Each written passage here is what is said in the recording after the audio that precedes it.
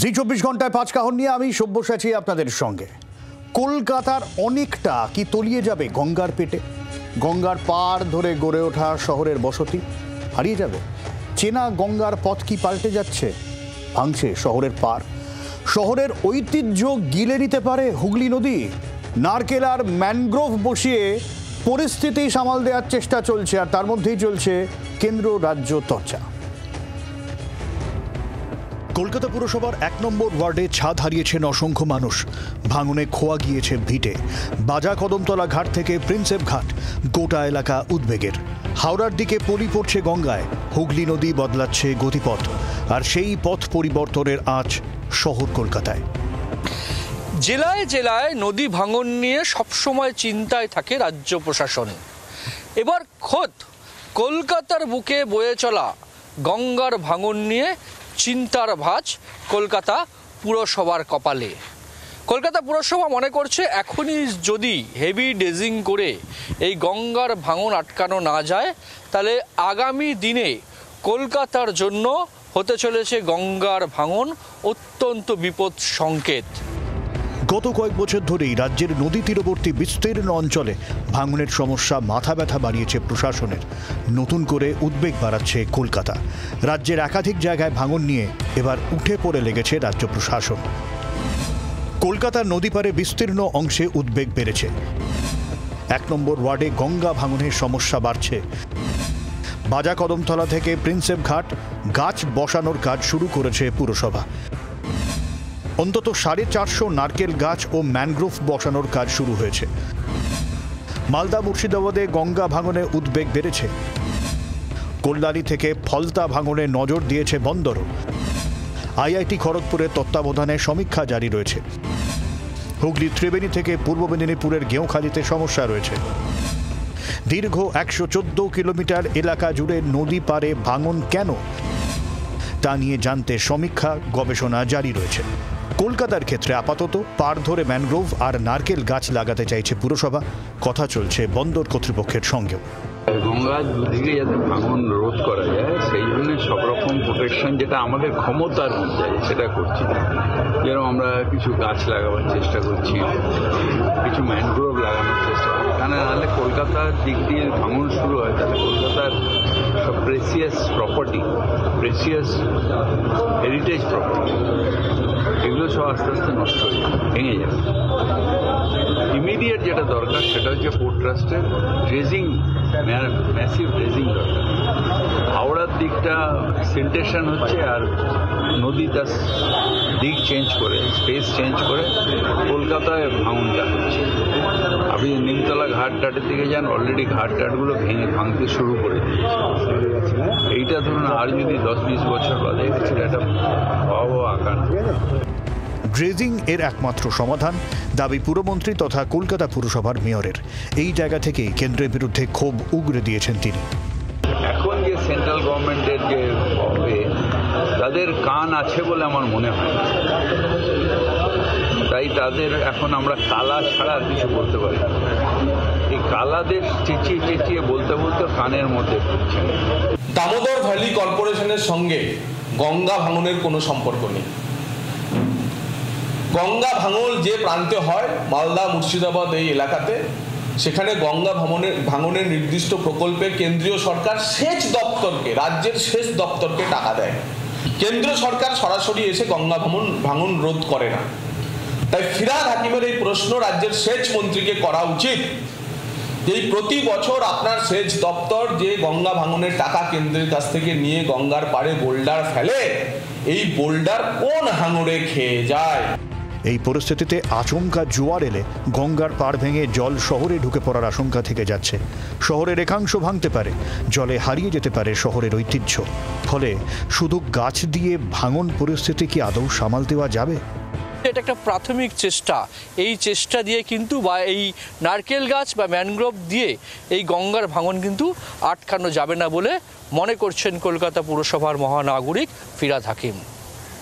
জি 24 ঘন্টার জন্য ক্যামেরায় দেবাশিস বটব্যালের সঙ্গে প্রবীর চক্রবর্তী, কলকাতা। আমাদের সঙ্গে স্টুডিওতে যারা যারা রয়েছেন একটু আপনাদের সঙ্গে আলাপ করিয়ে দিই। আমাদের সঙ্গে রয়েছেন পরিবেশ প্রযুক্তিবিদ সোমেন্দ্র মোহন ঘোষ, আমাদের সঙ্গে রয়েছেন পোর্ট ট্রাস্টের প্রাক্তন অফিসার গৌতম চক্রবর্তী, আমাদের সঙ্গে রয়েছেন পরিবেশবিদ সম্রাট মল্লিক, আমাদের সঙ্গে রয়েছেন বিশ্বজিৎ দাস অধ্যাপক, বিজেপি স্নেহায়ন সরকার রয়েছেন আমাদের সঙ্গে। আমি শুরুতে সোমেন্দ্র মোহনের কাছে যাব। বাবু, এই যে আশঙ্কাটা করছেন কলকাতার মেয়র পুরমন্ত্রী, কতটা এই আশঙ্কাটা জোরদার? আশঙ্কাটা অমূলক নয়, একদম ঠিক। আর এটা অনেক আগেই ভাবা উচিত ছিল, এখন প্রায় ক্যান্সার স্টেজে চলে গেছে। কারণ যেভাবে চড়া পড়েছে, ঠিকই উনি ধরেছেন, গঙ্গার উপর যেভাবে জল ধারণের ক্ষমতা কমে গেছে, তাতে কি হয়েছে, যখনই কোনো জোয়ার হয় আমরা দেখেছি সেই বান, যেটা আমরা বান বলি, তার উচ্চতাটা 20 ফিট অবধি ছাড়িয়ে যাচ্ছে। এবং যেই জলোচ্ছ্বাসটা যত দূর অবধি যায় সেটাকেই বলে গঙ্গার প্লাবন এরিয়া, ওইটা দিয়ে গঙ্গার প্লাবন, ওইটার থেকে অ্যাভয়েড করে ঘরবাড়ি তৈরি করা উচিত ছিল, কিন্তু হয়নি। গঙ্গার ধারে অনেক কিছু হয়ে গেছে। আগে যে হেরিটেজগুলো ছিল সেটা অনেক আগে থেকে ছিল, গঙ্গার পাড় ভাঙতে ভাঙতে চলে এসছে। এখন এইটা একদিনে হয়নি, এটার ভুলের পর ভুল হয়েই যাচ্ছে ক্রমশ। যেমন আমরা দেখতে পাচ্ছি ওখানে চক্র রেল হয়েছে, তার একটা ভাইব্রেশন হচ্ছে, ইদানিং মেট্রো রেল আজকের নয়, অনেকদিন ধরে না, এটা রিসেন্টলি হচ্ছে। আরো যে ভুলগুলো আমরা করছি, যে ভাইব্রেশন অ্যান্ড লোড, আমাদের 350 বছরের পুরনো শহর কলকাতা, তার যত ভাইব্রেশন অ্যান্ড লোড বাড়বে, ঘর বাড়ি হচ্ছে, ভাইব্রেশন হচ্ছে, তত আস্তে আস্তে এই যে বদ্বীপের ওপর যে কলকাতাটার জন্ম পরিপরিত হয়েছিল, এটা আস্তে আস্তে যে তলার পলিগুলো, সেখানে যখন ওই নোনা জল সুন্দরবন থেকে এসে ঢুকছে, আমি পরে বলছি কেন সুন্দরবনের নোনা জল ঢুকছে, তখন সেই পলিগুলো সরিয়ে নিয়ে চলে যাচ্ছে, ফলে কলকাতার তলাটা ফোপড়া হয়ে যাচ্ছে, আস্তে আস্তে কলকাতাটা বসছে। এবং সুন্দরবনের যেখানে সমুদ্র তল, সেখানে প্রতি বছর 3 সেন্টিমিটার করে, অর্থাৎ 1.5 ইঞ্চ, প্রায় 1.5 ইঞ্চি করে বাড়ছে, এবং কোনো জায়গায় 5 সেন্টিমিটারও বাড়ছে। তো এইরকম আপনি যদি টেকনিক্যাল আপনার কথা ধরা যাক হচ্ছে এই কলকাতা শহর এর উপরে দাঁড়িয়ে রয়েছে, আপনি বলছেন তলা এখানে ক্ষইতে যাচ্ছে, এই গোটা বিষয়টা আমরা দাঁড়িয়ে আছি একটা ফাঁকা জায়গা। আপনার কথা যদি মানতে হয়, গোটা যে কোনো সময় হুড়মুড় করে ভেঙে পড়তে পারে। নিশ্চয়ই, এবং সেটা তো একদিনে ভেঙে পড়বে, হঠাৎই ভেঙে পড়বে। আস্তে আস্তে কলকাতা বসছে এবং এই সমুদ্রের জলস্তর উপরের ভাগ বাড়ছে, করতে করতে যেটা আসছে, যখনই প্লাবন আসছে, একটা বিরাটভাবে ঝটকা আসছে, জোয়ার। এই জোয়ারের ঝটকায় পলিগুলো যেমন সরছে, ভাঙন হচ্ছে। আর একটা বিপদ হয়ে গেছে, যারা নদী বিশেষজ্ঞ তারা জানেন, কলকাতার দিকে যে সমস্ত ইন্ডাস্ট্রি আছে, যা দৈনন্দিন তৈলাক্ত এবং বর্জ্য পদার্থ এসে পড়ছে, ওইখানে পলিটা বেশি জমছে, আর তার ফলে জলের ভাগটা এই দিকে ধাক্কা মারছে, মানে কলকাতার দিকে ধাক্কা মারছে, তার ফলে এই ভাঙনটা বেশি হচ্ছে। তাহলে তো সম্রাটদা, পলিটা শুধু যে কলকাতায় জমছে তার জন্য সমস্যাটা নয়, মানে সমস্যাটা আরো আগে থেকে শুরু হয়ে যাচ্ছে। অবশ্যই, মানে যখন আমি বলছি কলকাতা শহর, প্রাণের প্রিয় কলকাতা শহরে ভাঙন হচ্ছে, সবাই চিৎকার করছে, ভয় পাচ্ছে, কারণ এটা কসমোপলিটন শহর, ধ্বংস হচ্ছে নাকি এসব ইত্যাদি। আসলে এটাকে দেখতে হবে শুধু কলকাতার ভাঙন হিসেবেই নয়, এটা দেখতে হবে আমার গঙ্গার সমস্যা হিসেবে, এটাকে দেখতে হবে আমার পাখির চোখে। যে ক্লাইমেট চেঞ্জ, গ্লোবাল ওয়ার্মিং, যে দুটো শব্দ সবচেয়ে বেশি আলোচনা হয়, সেই দুটো ইম্প্যাক্ট এখন গঙ্গায় এসে পড়েছে। স্যার বললেন যে আমার 3 থেকে 5 সেন্টিমিটার যে জলস্ফীতি ঘটছে, সেই জলটা যাবে কোথায়? সি লেভেল রাইজটা তো শুধুমাত্র কলকাতা বা হুগলি নদীর জন্য আলাদা করে হচ্ছে না, এবং সেটা সুন্দরবন তার সবচেয়ে বড় প্রমাণ, যে 102খানা আইল্যান্ডের মধ্যে অনেকগুলো আইল্যান্ড এখন হুমকির মুখে, যখন তখন ডুবে যেতে পারে। পরিসংখ্যান বলছে 2050-এর মধ্যে, বা আরেকটু বেশি যদি ধরে নিই, তার মধ্যে বাংলাদেশ এবং ভারতবর্ষের সুন্দরবন 60-40 রেশিওতে যেটা রয়েছে, তাতে প্রায় 1 কোটি মানুষ মাইগ্রেট করতে বাধ্য হবে অ্যাজ আ ক্লাইমেট রিফিউজি। তার মানে আজ কলকাতার যে পাড় ভাঙছে, এটা নতুন কিছু নয়, এটা অস্বাভাবিকও কিছু নয়, এটা হওয়ারই কথা ছিল। এবং আরও একটা কথা বলি, কিছু প্রাকৃতিক কারণও রয়েছে যেটা আমার মনে হয় মেনশন করা উচিত, যে যখন জোয়ারের জলটা ঢোকে, তখন ওই ধরুন ঘন্টায় 9 কিলোমিটার এই হিসেবে এটা মোটামুটি স্পিডে এগোয়, এবং যখন আবার ফিরে যায় সেটা প্রায় হাফ হয়ে যায়, তার ফলে অনেকটা পলি জমা হয়ে যায় এই নদীর বক্ষে। আচ্ছা, মানে এটা হতোই, এটা হয়। এবং আরেকটা ব্যাপার হচ্ছে বাংলাদেশ জিওগ্রাফিক্যাল স্ট্রাকচারটাই একদম, এবং বাংলাদেশের সুন্দরবন যদি দেখি, তার প্রাকৃতিক ঢাল যেটা আছে সেটা অনেকটাই ডাউনওয়ার্ডস, যেখানে আমাদের এদিকটা নয়। তো এই যে আরেকটা হচ্ছে স্টর্ম বা ঘূর্ণিঝড়, একটা পর একটা ঘূর্ণিঝড়। আমরা আয়লার সময় দেখেছি যে কীভাবে জল ঢুকে চায় বেরোতে পারেনি। এরপরে আমরা 2020 দেখে পরপর ঘূর্ণিঝড়, এখন তো বঙ্গোপসাগরে 2টো করে ঘূর্ণিঝড় দেখতে পাচ্ছি। তার ফলে কলকাতা আরও একটা বড় সমস্যা হবে যে জলস্ফীতি ঝড়ের কারণে। আমফান নিশ্চয়ই মনে আছে যে কলকাতাকে কি করে দিয়েছিল 10টা দিন, ঠিক আছে। আর এখানে যেটা বলা হচ্ছে যে পোর্ট ট্রাস্টের প্রবলেম বা এটা রাজ্য সরকারে, আমার মনে হয় বিষয়টা এভাবে দেখাই উচিত নয়। এটা পাখির চোখে দেখতে হবে, এটা রাষ্ট্র হিসেবে দেখতে হবে। কোন অর্গানাইজেশন কে কি করছে এটা কোনো ম্যাটারই করে না। আচ্ছা, আমি এই জায়গা থেকে আমি একটা বিরতির সময় হয়ে গেছে, বিরতির পরে আমি গৌতম বাবুর কাছে আসবো। এই যে সম্রাটদা বা সোমেন্দ্রবাবু বলছিলেন যে একটা পলির বিষয়, এবং যদি এটা প্রাকৃতিকভাবেই হয়ে থাকে তাহলে পলির ড্রেজিং করাটা এটা একটা কন্টিনিউয়াস প্রসেস হওয়া উচিত ছিল, সেইটা কি আমরা করে থাকি? কলকাতা বন্দরের কি পরিস্থিতি? আসবো একটা বিরতির পর, সঙ্গে থাকুন।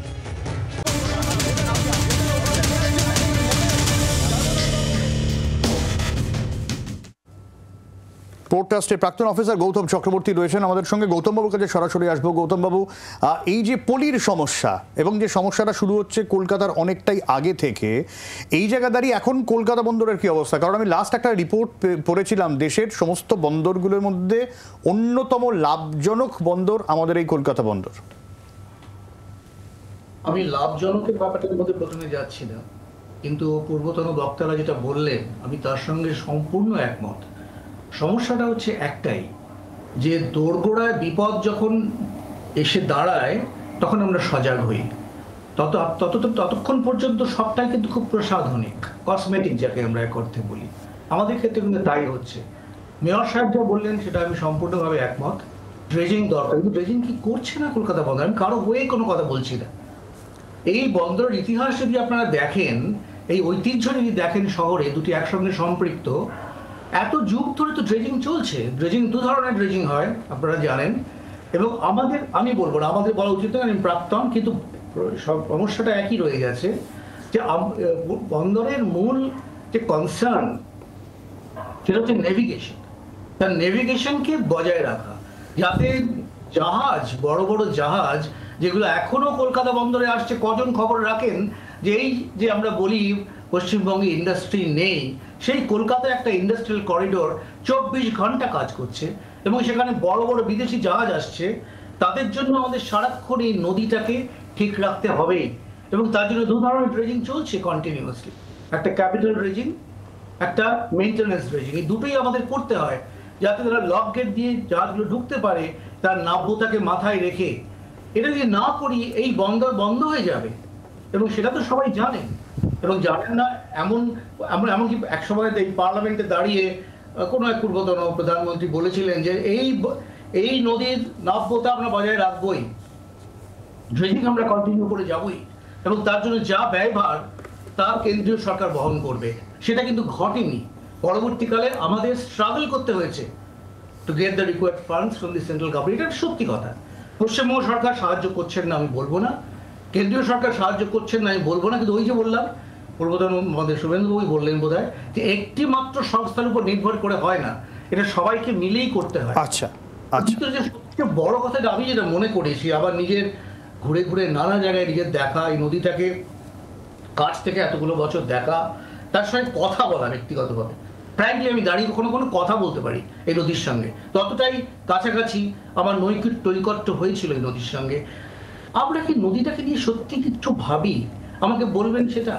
কতজন আমরা বলি যে আসলে নদীটাকে আমরা ঠিক রাখি, নদীটার নাব্যতা ঠিক রাখি, নদীটায় ময়লা ফেলবো না, নদীটায় ওয়েস্ট ফেলবো না, এখনো তো করছে। আপনি একবার নৌকো নিয়ে যান, একটা নৌকো নিয়ে যান, দেখবেন চুরি করে কোথাও সমানে বর্জ্য পদার্থ পড়ছে নদীতে, তাতেও তো ক্ষতি হয়। বলা হয় যে এই যে এরকম হ্যাজার্ডাস ওয়েস্ট, এর ফলে নদীর তলায় মানে বেসমেন্টে পর্যন্ত ক্ষতি হচ্ছে, কতগুলো আনআইডেন্টিফাইড ক্যাভিটিস তৈরি হচ্ছে, যেটা সমস্যা করছে নদীর ব্যালেন্সের। একটা ব্যালেন্স দরকার, তো হোল্ডিং পাওয়ারটা থাকবে কি করে? আপনি যদি সমানে আবর্জনা ফেলে নদীর বেসটাকে শেষ করেন, তারপরে আর খুব সঠিকভাবে বললেন, এই নদী থেকে যা আসছে তা ফেরত যাচ্ছে না। আমাদের ফ্রেশের সাপ্লাই নেই ফ্রম ফারাক্কা, এটা খুব দরকার ছিল, যাতে এটা আমরা ঠেলে দিতে পারে আবার এই জিনিসটাকে বাইরের দিকে। অন্যদিকে বৃহত্তর সমস্যা হিসেবে অবশ্যই এই কথাটা একটু আগে হলো যে ওশানের লেভেল বাড়ছে, তো সেটা আপনার এখানেও আসবে, নোনা জল তো ঢুকছে। এসব প্লান্টস আগে দেখা যেত না, এসব প্লান্টস একেবারেই সুন্দরবন নির্ভর, তারা কেন আমাদের এখানে একটু একটু করে প্রবেশ করছে আমরা ভাবছি একবারও। আমার তো সেটি অবাক লাগে ভাবতে যে এতগুলো ক্লাব কেন ডোনকাম করে কারো বিরুদ্ধে কিচ্ছু বলছি না, আমি শুধু বলছি সামগ্রিকভাবে সবাইকে মিলে সবাইকে নিয়ে। একদমই সবাইকে নিয়ে কাজ করতে হবে। অবশ্যই অনেক ধন্যবাদ আপনাকে গৌতম বাবু। আর কিন্তু প্রাথমিকভাবে তো যে বিষয়টা সামনে আসছে, দায়টা তাহলে কার, কেন্দ্রের না রাজ্যের? এই প্রশ্নের উত্তর খুঁজব বিশ্বজিৎ দা এবং স্নেহানের কাছ থেকে। একটা বিরতির পর সঙ্গে থাকুন।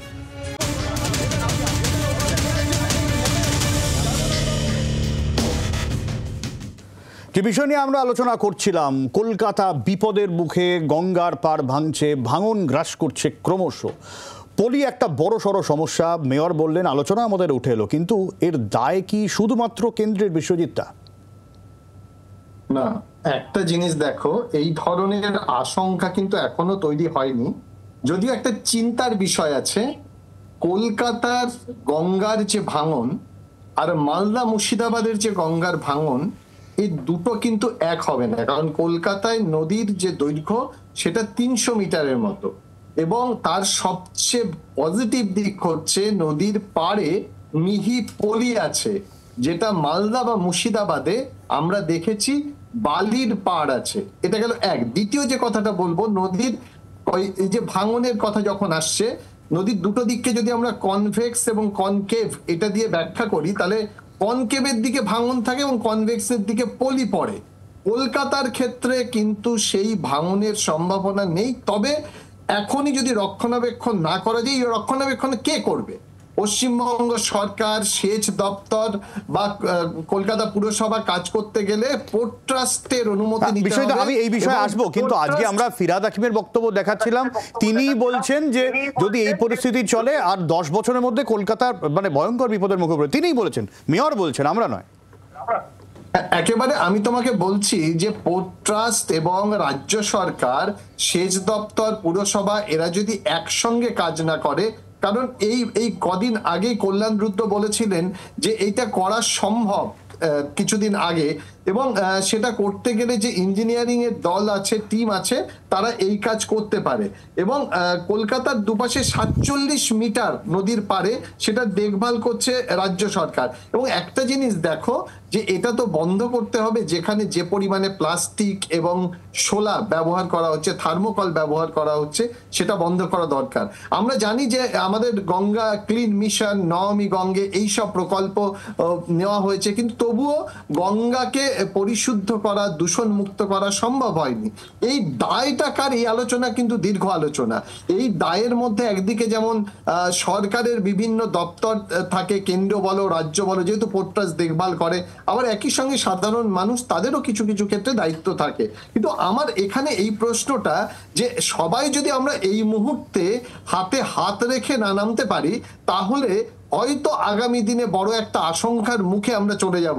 তাই রাজ্য সরকারকে যেমন উদ্যোগী নিতে হচ্ছে, মেয়র যেমন বলছেন যে না এটা করা উচিত, সঙ্গে সঙ্গে পোর্ট ট্রাস্টকে আরো বেশি, গৌতমবাবু আছেন, পোর্ট ট্রাস্টকে আরো বেশি যদি তৎপর না হয়, তাহলে কিন্তু গঙ্গাকে বাঁচানো যাবে না, এবং একদিকে দূষণ, অন্যদিকে ভাঙন, এই দুটোর মাঝখানে আমাদের পড়তে হবে। আমরা জানি যে কলকাতা কর্পোরেশন অ্যান্টি লিটারিং এর যে দরপত্র হেঁকেছিল, তার কোনো টেন্ডার হয়নি, এবং দ্বিতীয়বার আবার টেন্ডারের জন্য বলেছে। জাতীয় পরিবেশ আদালত বারবার বলছে যে গঙ্গাকে কি করে বাঁচানো যায়, এবং সেই গঙ্গাকে বাঁচানোর জন্য যে প্ল্যানিং তারা দিচ্ছেন, সেই প্ল্যানিংটা এক্সিকিউট করাটা রাজ্য সরকারের ক্ষেত্রে যেমন গুরুত্বপূর্ণ, এবং পোর্ট ট্রাস্টের সদিচ্ছা সদর্থক ভূমিকাটার জন্য আমরা তাকিয়ে আছি। তাহলে স্নেহন, কোথাও গিয়ে কি এই রাজ্য কেন্দ্র হাত ধরাধরি করে চলা, এর মধ্যে খামতি থেকে যাচ্ছে? দেখো, এটা তো অস্বীকার করে লাভ নেই যে মানে, এবং মেয়র বলছেন যে কেন্দ্র কালা, আমি আসছি, যে কোনো সহযোগিতা ছাড়া কিন্তু এটা সম্ভব হবে না। সব্যসাচী, যে কোনো প্রকল্পের ক্ষেত্রেই পশ্চিমবাংলায় কেন্দ্রীয় সরকারের কাজ করতে একটা নন কোঅপারেশন তো হচ্ছে, এটা তো অস্বীকার করে তো লাভ নেই। কিন্তু যেভাবে মানে বিশ্বজিৎ দা যতটা ফ্লেক্সিবিলি বললো যে একসাথে মিলে কাজ করা, আমরা ভালো হতো এই কথাগুলো যদি ফিরহাদ হাকিম বলতো। ফিরাদ হাকিম আজকে হঠাৎ করে শীত ঘুম থেকে ভেঙে উনার মনে হলো যে আজকে এই যে গঙ্গার ভাঙন হবে বা 10 বছরের মধ্যে আজকে ভয়াবহ সিচুয়েশন হবে, উনি তো প্রায় 5 বছর ধরে কলকাতার মেয়র ছিলেন, উনি এতদিন ধরে কেন বুঝতে পারেননি? এবং ওনার শীত ঘুমটা কোথা থেকে ভাঙলো? ষষ্ঠীর দিন নিমতলা ঘাটে ভাঙন দেখা গেল, পুজো বাদ দিয়ে উনাকে ওখানে পরিদর্শন করতে এলো, রবীন্দ্র কবিগুরুর যে সৌধ আছে সেটা পর্যন্ত এখন ডেঞ্জারের মুখে। তখন উনার মনে হলো যে না, this is a serious situation. তখন উনি পোর্ট ট্রাস্টকে বললেন যে ইউ মেক আ সার্ভে, তুমি খবর নিয়ে দেখে নাও। পোর্ট ট্রাস্ট অলরেডি 4 কিলোমিটারের সার্ভে শুরু করে দিয়েছে, আইআইটি খড়গপুর সেই কাজটা করছে, এবং কলকাতা কর্পোরেশনকে বলা হয়েছে যে আপনারা টেন্ডার ডাকুন ড্রেজিং এর জন্য। বিষয়টা হচ্ছে গিয়ে যে আমার বক্তব্য হচ্ছে যে এই যে সিচুয়েশনটা হয়েছে, আজকে তুমি মারঘাটে যাও, মারঘাট থেকে খিদিরপুর অবধি কনস্ট্যান্টলি কনক্রিট দিয়ে ওই জায়গাগুলোকে ঢেকে দিয়ে সেখানে বসার জায়গা করে পাশে খাবারের স্টল করে দিয়ে এই যে রেখে দেওয়া হয়েছিল, তার মানে সেটা কোনো ফুল প্রুফ প্ল্যান ছিল না। সেটা আজকে যখন ভাঙন দেখা গেছে তখন তোমাকে এখন ওই কি নারকেল গাছ বসিয়ে সেটাকে আটকাতে হচ্ছে। যেমন দেখো, আমি 2021 সালে আইপিসিসি যে রিপোর্ট দিয়েছে তাতে বলছে পৃথিবীর 6টা শহর যেটা জলের তলায় যাবে, ক্যাটাগরিক্যালি ওরা বলে দিয়েছে খিদিরপুর এরিয়া। খিদিরপুর আরেকটা কথা বলুন, নদীর পাশে এক গাদা হোটেল, বার, রেস্টুরেন্ট যদি আপনি তৈরি করেন, নদীর গতিপথ চেঞ্জ হবে না তো কি হবে? ওই পলি যেখানে জমছে সঞ্চিত অঞ্চলের পাশ থেকে দুপাশে জায়গা ছাড়তেই হবে, এটা একদম থাম্ব রুল। তুমি আপনি তো নদী নিয়ে কাজ করেন, আপনি বেশি না, আপনি কামারহাটি থেকে আপনি ডায়মন্ড হারবার অব্দি যান, নদীর পাশে কতগুলো পার্ক বানিয়ে রেখেছে। এই পার্কগুলো তো সব কর্পোরেশনের পার্ক, পৌরসভার পার্ক। কি করে করে গঙ্গার পাশে, গঙ্গার একদম গা ঘেঁষে পার্কগুলো তৈরি হয়েছে। তাহলে এইগুলো সব জায়গায় আছে। এটা তো শুধু ওয়েস্ট বেঙ্গল না, এটা শুধু ওয়েস্ট বেঙ্গল নয়, এটা শুধু বিজেপি শাসিত রাজ্যেও আছে বিভিন্ন জায়গায়। রিভারবেডে নেমে ধান চাষ হচ্ছে, বাড়ি করে ফেলছে সবাই দিনের আলোয়। না, সেটাই গঙ্গা একটা ডিফারেন্স আছে। আমি বলছি অনেক জিনিস আছে যে হয়তো অনেক দিন থেকে আছে, সেটা এখন এই মুহূর্তে গিয়ে ভেঙে ফেলা যাবে না। কিন্তু আমি তোমাকে বলছি এই 11 বছর 13 বছরে বেশ কিছু নদীর ধারে কনস্ট্রাকশন করা হয়েছে, নতুন কনস্ট্রাকশন করা হয়েছে। তুমি গিয়ে খোঁজ নিয়ে দেখে আসো। সেই কনস্ট্রাকশন গুলো যখন হচ্ছিল তখন ববি হাকিম কি ঘুমাচ্ছিল নাকি ববি হাকিমের কাছে মাসওয়ারা পৌঁছায় বলে ববি হাকিম তখন চুপ করে বসেছিল? আজকে হঠাৎ করে তার ঘুম ভেঙে যায়। ধরে নাও কেন্দ্রীয় সরকার উদাসীন, ঠিক আছে, কেন্দ্রীয় সরকার যদি উদাসীনই হয়, আজকে নামামি গঙ্গা প্রজেক্টে প্রায় 1300 কোটি টাকা 2014 থেকে 22 অব্দি দেওয়া হয়েছে। আমি মানলাম that is not sufficient, we need more money for the dredging of the Ganga. এখানকার সাংসদ আছে, উত্তর কলকাতার সাংসদ আছেন 2009 থেকে সুদীপ বন্দ্যোপাধ্যায়, তিনি একবার সংসদে এই প্রশ্নটা তুলেছেন। এই তো পার্লামেন্টারি সেশন হচ্ছেন, এই তো যখন এখন এত বড় অবস্থা, পার্লামেন্টারি সেশনে তো দুটো সাংসদ, মানে উত্তর কলকাতার সাংসদ, দক্ষিণ কলকাতার সাংসদ, দুজনে একবারের জন্য প্রশ্নটা তুলেছেন যে এই কন্ডিশন কলকাতা আগামী 10-20 বছরের মধ্যে জলের তলে ডুবে যেতে পারে। আমি জলশক্তি মন্ত্রীকে বলেছি যে you please take an initiative.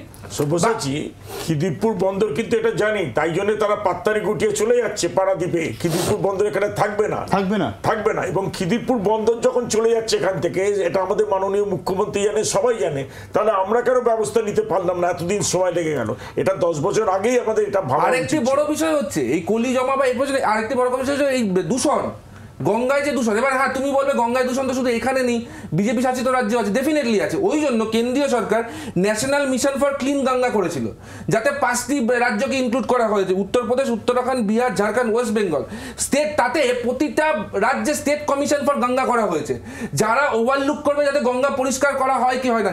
313 কোটি টাকা ব্যয় করা হয়েছে। একটু আটকাতে হচ্ছে, আমাদের অন্য খবরে যেতে হবে, কারণ কেন্দ্রীয় স্বরাষ্ট্রমন্ত্রী অমিত শাহ সাংবাদিকদের মুখোমুখি কি বলছেন তিনি শুনবো।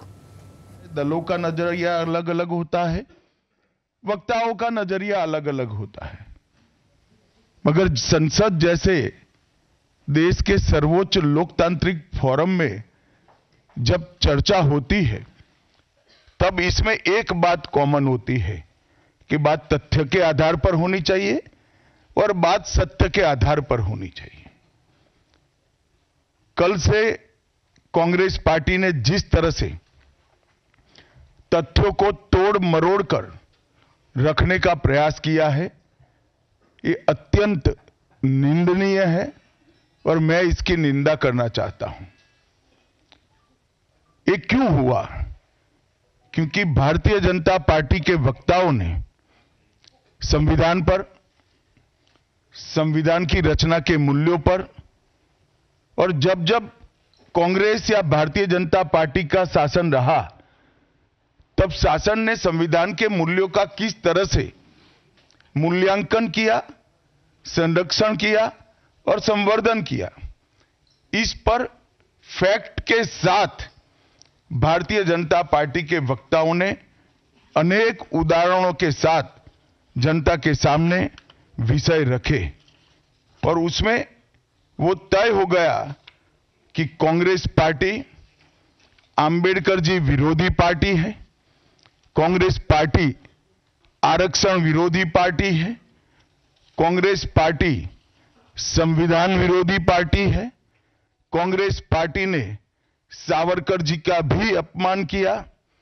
कांग्रेस पार्टी ने आपातकाल डालकर संविधान के सारे मूल्यों की धज्जियां उड़ा दी, नारी सम्मान को भी सालों तक दरकिनार किया, न्यायपालिका का हमेशा अपमान किया, सेना के शहीदों का अपमान किया और भारत की भूमि तक को संविधान तोड़कर विदेशी देशों को देने की हिमाकत कांग्रेस पार्टी के शासन में हुई। जब ये पूरा सत्य उजागर हो गया, तब कल से कांग्रेस पार्टी ने फिर एक बार अपनी पुरानी पद्धति को आजमाते हुए बातों को तोड़ मरोड़ कर और सत्य को असत्य के कपड़े पहनाकर समाज में भ्रांति फैलाने का एक कुत्सित प्रयास किया है।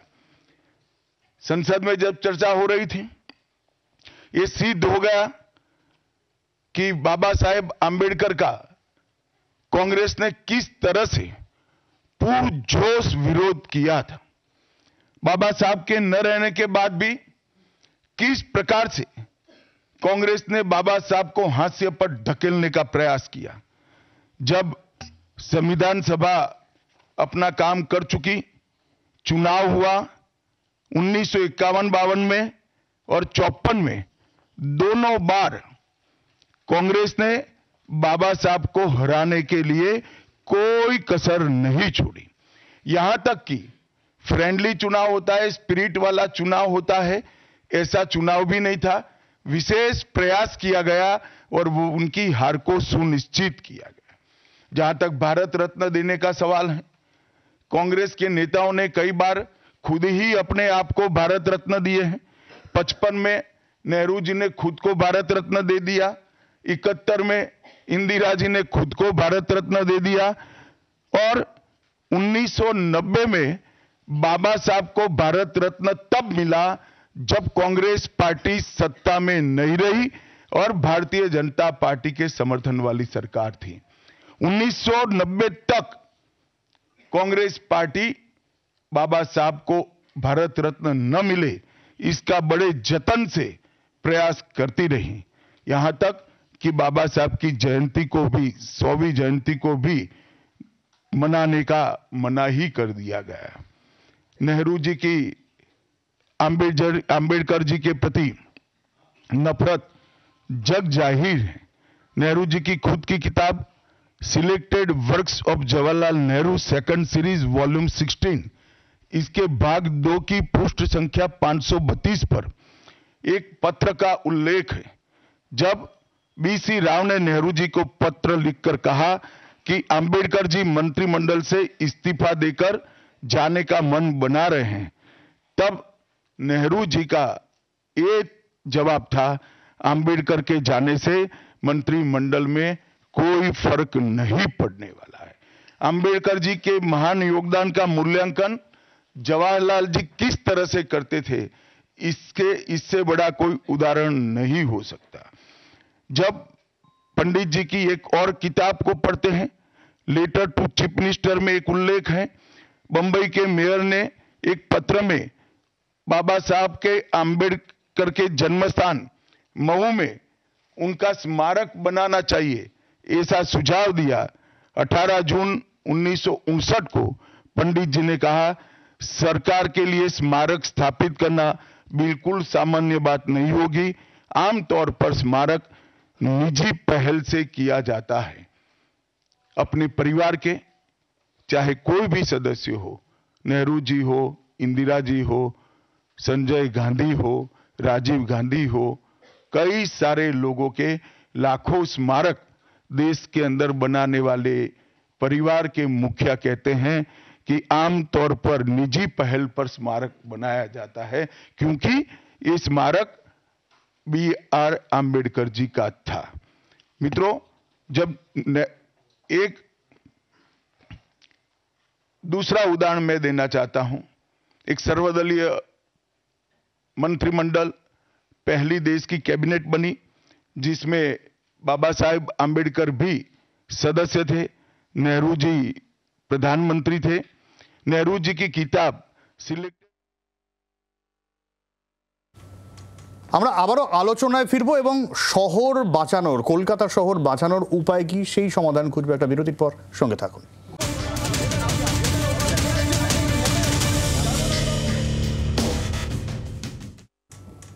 কেন্দ্রের দায়, রাজ্যের দায়, এই ধরনের চাপানোতর চলতে থাকবে, কিন্তু যদি শহর বাঁচাতে হয়, যদি রাজ্য বাঁচাতে হয়, সুন্দরবন বাঁচাতে হয়, সলিউশনটা কি? আমি শুধু কলকাতায় যদি ফোকাস করি, সৌমেন্দ্রবাবু। শহর তো বাঁচবে না, কিন্তু যদি 10 বছরের মধ্যে বাঁচবে না, না বাঁচবে না, কারণ আমি নেগেটিভও বলছি না, পজিটিভ না। পজিটিভ যদি বলতে হয় তাহলে ওই 10 বছরটাকে কিভাবে 15 বছর করতে হবে বা 20 বছর করতে হবে। মানে আপনি কনফিডেন্ট কলকাতা শহর থাকবে না? কোনোভাবেই থাকবে না। প্রকৃতির নিয়ম এটা হয় না। প্রকৃতির নিয়মই হচ্ছে গড়া পেটা। এই শহর না থাকার বিষয়টা কি আমরা জীবদ্দশা দেখে যাবো না? আমরা সেটা ডিপেন্ড করছে কিভাবে গভর্নমেন্ট কাজ করবে, রাজ্য সরকার যদি এই হারে চলতে থাকে।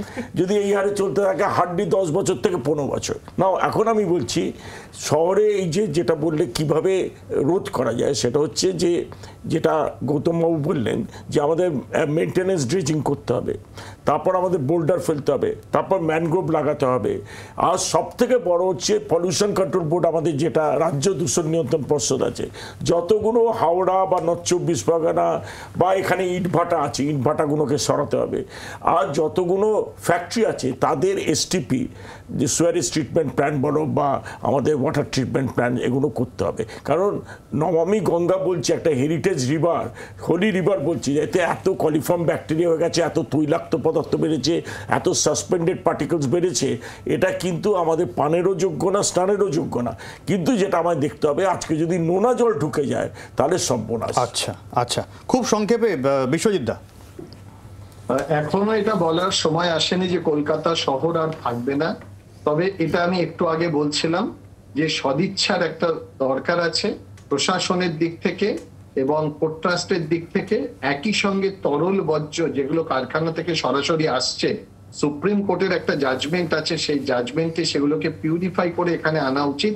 এবং গঙ্গা ভাঙন রোধ করার জন্য যে প্রকল্পগুলো নেওয়া হয়েছে, সেই প্রকল্পগুলো সঠিকভাবে কার্যকর করা, যাতে গঙ্গা ভাঙনটা রোধ করা যায়, দূষণটা কমানো যায়, মাত্রাটা কমানো যায়। আমরা আশাবাদী নাগরিকরা এবং প্রশাসন, পোর্ট ট্রাস্ট একসঙ্গে কাজ করলে এ শহর বাঁচবে। হ্যাঁ, এবং একসাথে কাজ করার বিষয়টা স্নেহন বারবার গুরুত্ব পাচ্ছে। মানে একতরফা অভিযোগ চাপিয়ে দেওয়ার জায়গা আমরা নেই, মানে আমরা এটা নিয়ে রাজনীতি এফোর্ট করতে পারবো না।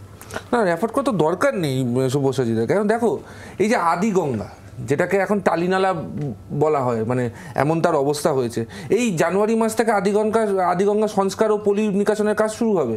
753 কোটি টাকার প্রজেক্ট, যেটা মানে গোটা ইন্ডিয়ার সেকেন্ড লার্জেস্ট প্রজেক্ট।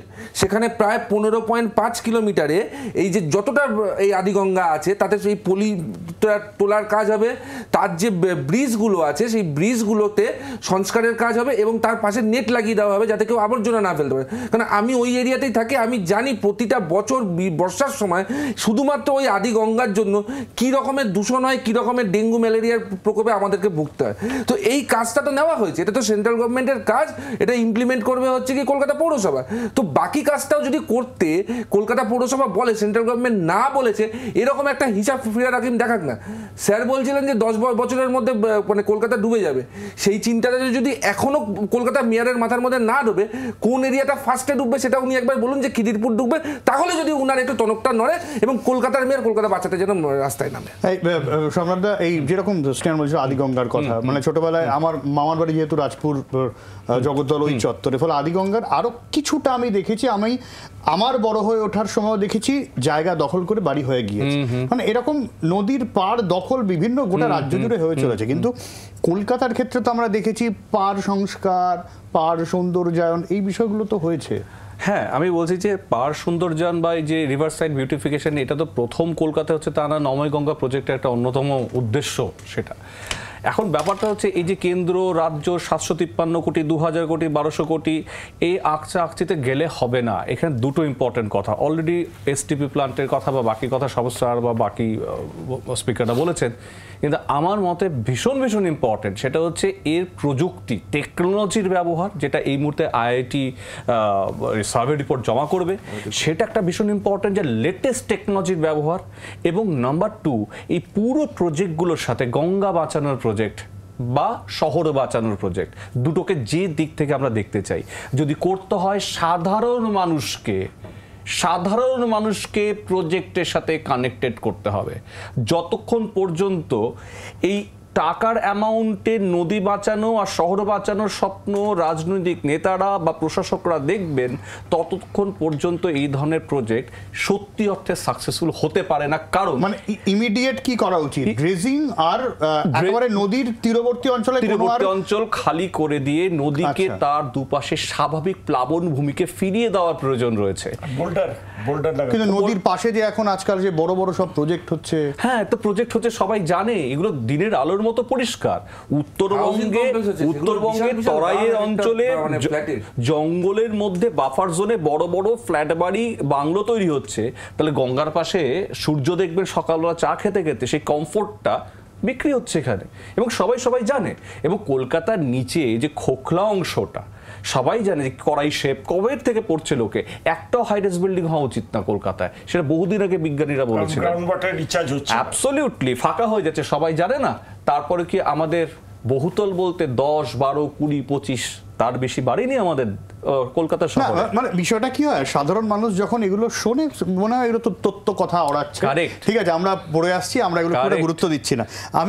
আমি নির্দিষ্টভাবে আপনাদের দুজনের কাছে জানতে চাইছি, আমি নির্দিষ্টভাবে আমি এগুলোকে পাত্তা দিলাম না।